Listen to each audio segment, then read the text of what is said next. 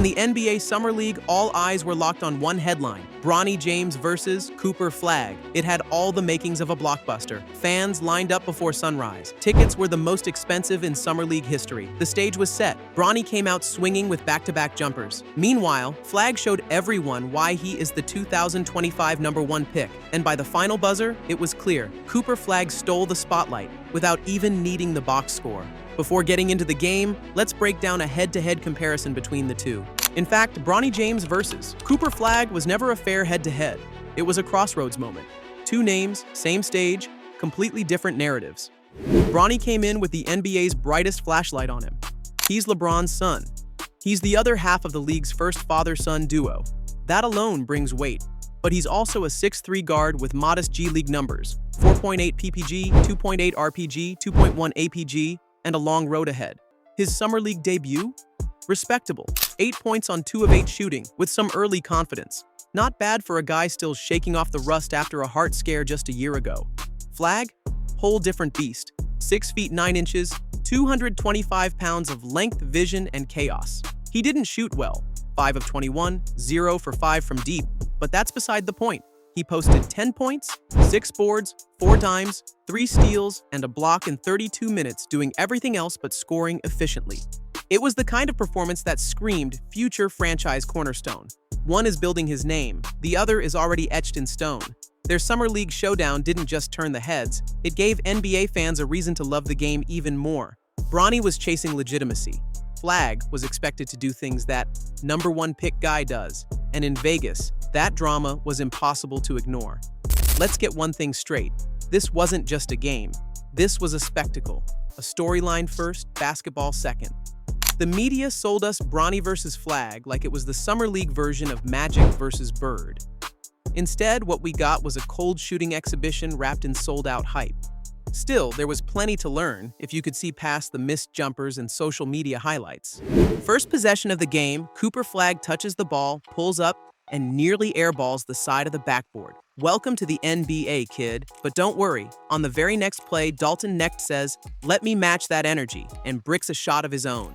Coming off a rough showing in the California Classic, Bronny decided he wasn't going to be background noise in Flagg's debut. First, he snakes around a screen and drops a silky step-back jumper right in Flagg's face. Then he sizes up the #1 pick again and buries a contested 3. Back-to-back buckets over the most hyped prospect in the draft. The crowd went wild. Social media started foaming at the mouth. Maybe Bronny was about to prove everyone wrong? Let's hold on for a second. While Bronny and Flagg were wrestling with the spotlight, Ryan Nembhard was quietly stealing the show. The younger brother of Pacers guard Andrew Nembhard, who was sitting courtside, came in with no fanfare, no hype, and no expectations. What he delivered was control, pace, and straight-up production. His first bucket was smooth. His drives were crisp. He left Bronny in the dust on one play, then hit a mid-range fadeaway with perfect footwork. By halftime, it was obvious. The best guard on the floor wasn't the 55th pick or the #1 overall selection. It was an undrafted rookie named Nembhard. Cooper Flagg didn't stay quiet for long. His shot wasn't falling, but his motor never stopped. In transition, he exploded coast to coast for a one-handed slam that screamed franchise potential. A few possessions later, he picked up a loose ball, drove hard to the rim, finished through contact, and let out a roar. He even showed flashes of the versatility that made him the #1 pick, grabbing a rebound, leading the break, and hitting teammates in stride. On defense, he was everywhere, helping on drives, contesting shots, and picking up a sneaky 3 steals and a block. You could feel the ceiling, even if his jump shot was stuck in the basement. From deep, it was crazy. 0 for 5 from 3. From the field overall, just 5 of 21. That's a whopping 24% shooting night. But credit where it's due, Flagg kept his composure, didn't force turnovers, only 1 in 32 minutes, and kept impacting the game without scoring. Bronny, on the other hand, came out swinging and then promptly disappeared. After those first 2 makes, he missed 6 straight shots and didn't score again until late in the game. Final line, 8 points on 2 of 8 shooting, 25%, 2 rebounds, 2 assists in 21 minutes. To be fair, he had some moments defensively. There was one possession where he locked up Flagg in isolation and drew a near turnover. The broadcast was all over it. Bronny clamps up the #1 pick. James was aggressive and confident. While all eyes were glued to Bronny and Flagg, it was Cole Swider who actually carried the Lakers. A 26-year-old with 35 NBA games under his belt, Swider lit it up from deep. 22 points on 6 of 9 from 3. Every time the Lakers needed a bucket, he was there, spacing the floor and cashing in. Why didn't the Lakers give him the ball on the final possession? We'll get to that tragedy in a moment. If the first half was shaky for Flagg, the second half was worse. He went 0 for 6 from the field after halftime. The mid-range looks like he usually feasts on at Duke. Rimmed out. The open threes? Still cold. His shot was flat.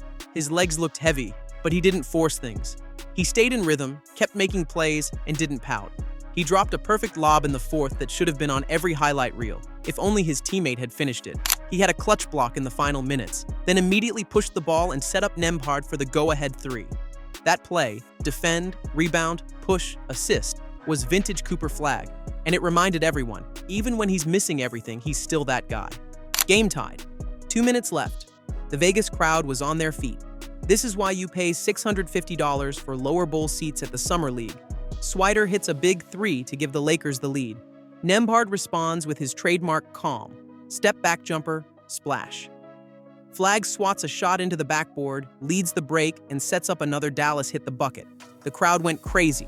Then, Flagg had a chance to seal it. He isolated, stepped back, airballed it. The shot missed everything. Still, Dallas leads 87-85 with under 10 seconds to go.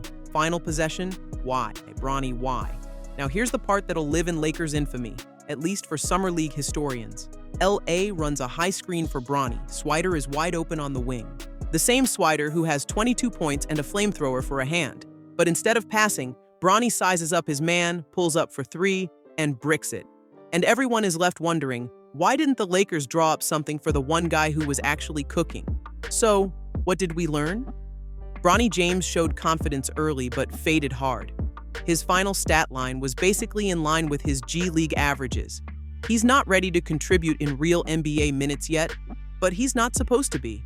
He was drafted 55th overall. He's a development project, not a franchise piece. Cooper Flagg? He had one of the worst shooting nights of his career and still showed flashes of why he went number 1. His final line, 10 points, 6 rebounds, 4 assists, 3 steals, 1 block, 1 turnover, is way more impressive than the field goal percentage lets on.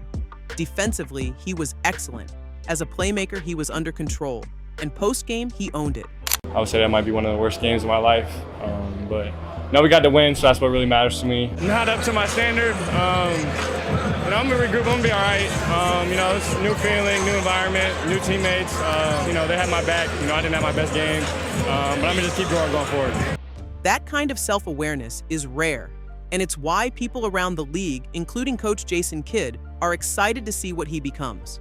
That was something I was wondering if we were going to see maybe a little bit more of point Coop. Is that something that you're planning to employ, particularly as you wait for Kyrie Irving to get healthy with your squad? Yeah, I think when you have someone like Cooper who can handle, who can shoot, who can pass, you want the ball in his hands. And so he's a great decision maker. Just his poise as an 18-year-old is incredible. Let's not forget the true MVP of this game, Ryan Nembhard, 21 points, 5 assists, and complete control. He was the engine behind the Mavs win. If Dallas doesn't find a role for him while Kyrie recovers, someone else will. He's a legit NBA backup point guard already. This game wasn't Flagg versus Bronny. It was Nembhard's breakout, Flagg's grind, and Bronny's reality check. The media tried to package it as a Hollywood headline. But what we got was a gritty, scrappy, mistake-filled Summer League battle with just enough flashes to keep us curious. Flagg struggled, but he's real. Bronny had moments, but he's got a long road. Nembhard? Keep your eyes on that one. And next time you see a Summer League ticket going for $2,500, maybe wait for the box score first.